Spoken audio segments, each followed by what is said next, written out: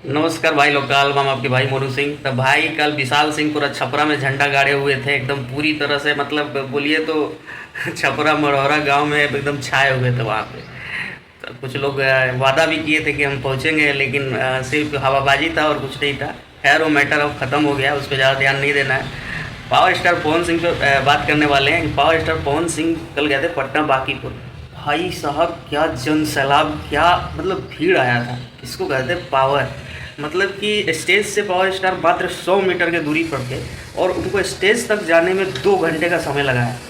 इतना भीड़ था, आप साइड में वीडियो देख सकते हैं, चल रहा होगा।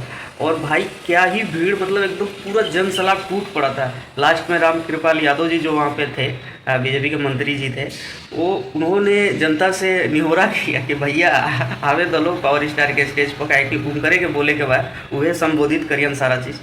खैर पावर स्टार खाली बस एक पोस्ट डाल देंगे ना कि हम यहाँ पहुँचने वाले हैं, तो वहाँ जन सैलाब के लिए सोचना नहीं है। नामे काफ़ी है, पावर स्टार का ब्रांड है। तो कहने का मतलब है कि एकदम मस्त जीत रहा है। जो वहाँ पे नीरज कुमार सिन्हा खड़े हुए हैं, एक तरफा जीतेंगे, क्योंकि पावर स्टार का एंट्री हो जाना ही बहुत बड़ी बात है अपने आप में। क्योंकि जो बिहार का चुनाव हुआ था उसमें आप लोगों ने देखा ही होगा कि कैसे पावर स्टार लगभग 44 से 45 दौरा करते हैं, उसमें से लगभग लगभग 40 से 42 सीट भाजपा जीत जाती है। तो ऐसी बांकीपुर का भी पावर स्टार का एक था कि जाकर वहाँ पर संबोधित करना सबको, अपने जनता का प्यार लेना।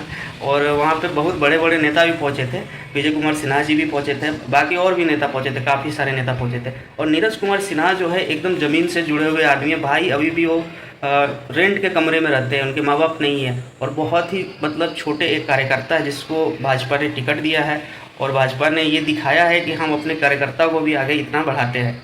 और पावर स्टार उसमें योगदान करके तो बहुत बड़ा चार चांद कर दिया। बाकी आप लोग क्या राय, आप लोग अपना राय कमेंट में देकर जाइएगा। तब तक ले जय भोजपुरी, हर हर महादेव।